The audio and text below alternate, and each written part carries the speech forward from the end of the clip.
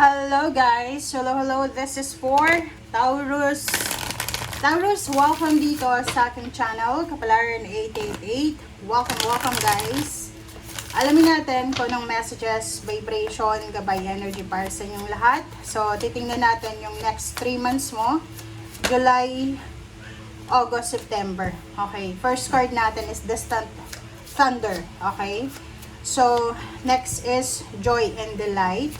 So, parang nakikita ko sa'yo dito, Taurus, magkapareho yung reading mo sa, sa Virgo. Okay? Pwede mong panoorin yung Virgo or Capricorn, since pare-pareho lang naman kayong earth signs. Okay.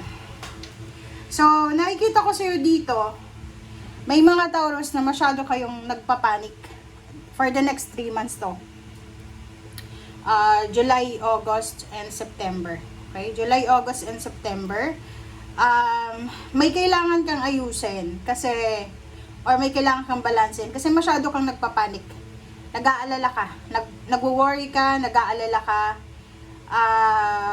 I don't know kung tungkol ito, kung OFW ka, nag-aalala ka para sa pamilya mo sa Pilipinas, or kung nasa Pilipinas ka, may problema yung kapamilya mo sa ibang bansa or sa ibang lugar, nag-aalala ka. So, sinasabi ng baraha sa'yo dito na huwag kang masyadong mag-alala, huwag kang masyadong mag-panic.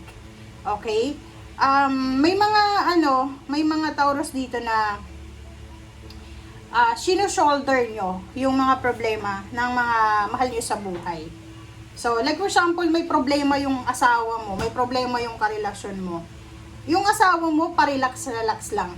Pero ikaw, na-stress ka na kung anong solusyon ang gagawin mo. So, dito sa barahang ito, ang sabi ng baraha sa'yo, iwasan natin yung sobrang pag-iisip, pagpapanik.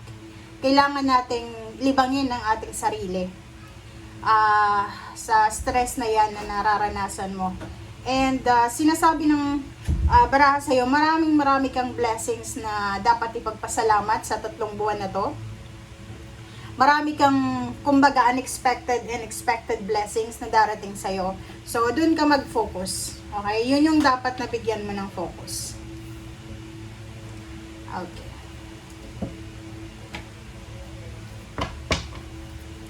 Alright, next.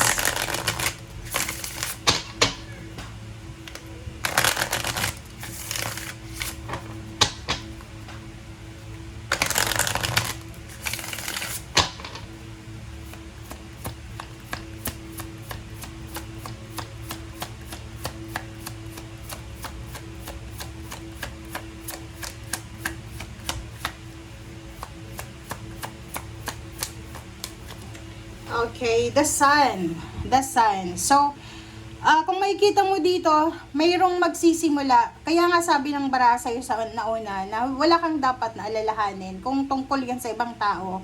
Mag-focus ka sa sarili mo kasi mayroon kang blessings na hindi mo na-appreciate. It's because you're worried sa ibang tao. Okay, the sun, sinasabi ng baraha, there's a good news of new baby. There's a good news about the wedding, your relationship, about healing, emotional healing, reconciliation, justice, good karma, peace of mind, celebration, and victory and success. Okay. Next naman natin ay woman holding a heart and envy. So, nakikita ko sa'yo dito, Taurus, na siguro lalaki ka or babae. Hindi ko alam, LGBT, ano bang gender mo. Kasi, pwedeng makaramdam ka this 3 months ng selos sa relationship. Okay? So, pwedeng sinasabi ng baraha na kung nasa long distance relationship kayo, may mga panghihinala, parang ganun. Tamang hinala ba? Parang gano'n. So, ikaw yung pwedeng magsiselos or yung person mo.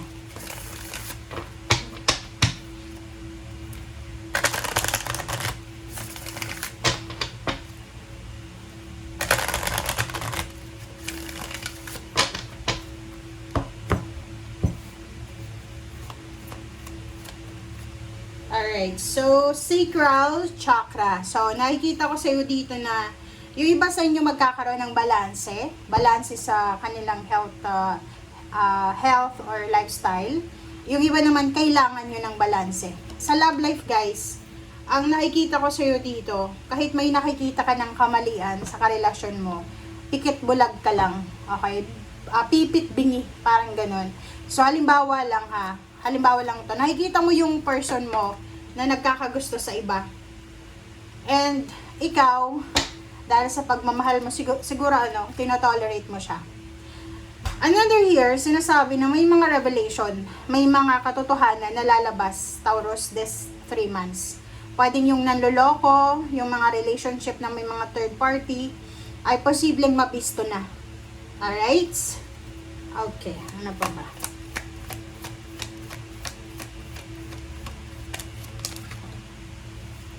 Okay, patience. Patience. And sacrifice. Patience and sacrifice. So, nakikita ko sa'yo dito, sobra-sobra ka na magsasacrifice. Or this is your past. Marami kang sinasakripisyo. Marami kang pinakisamahan.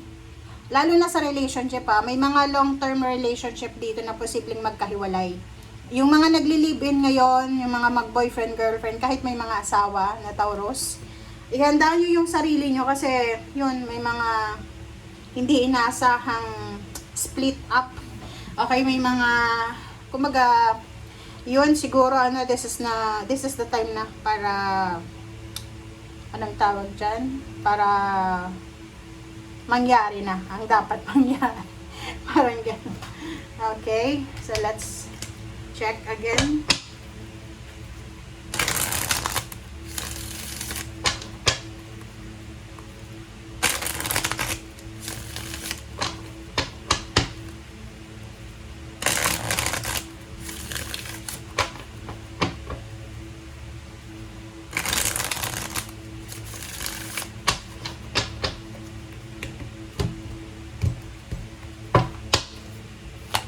Okay, next card natin is King of Cups. Alright.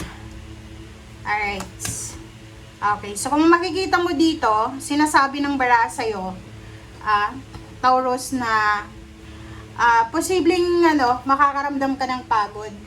Siyempre, yung mga pinalampas mo for several years, ngayong 3 buwan na to ay posibleng let go mo na. Okay? Parang gigising ka. Halimbawa, parang yung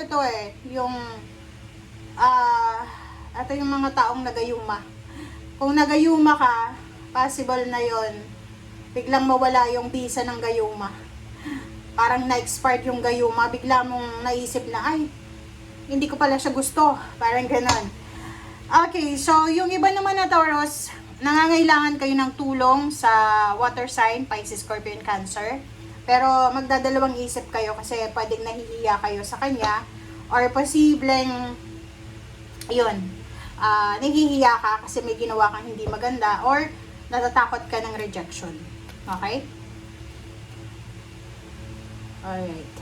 Yung mga pinaglaban mo dati, ngayon ay gi-give up mo na. Okay?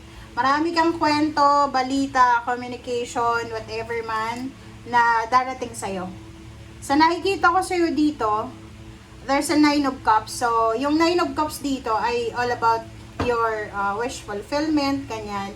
So, may mga wishes kayo na posibleng magkakatotoo. May mga wishes kayo na posibleng magiging parang anong tawag dyan? Yung mga wini-wish nyo dati, na parang akala nyo ay hindi na mangyayari. Unti-unti siyang mangyayari simula ngayong 3 buwan.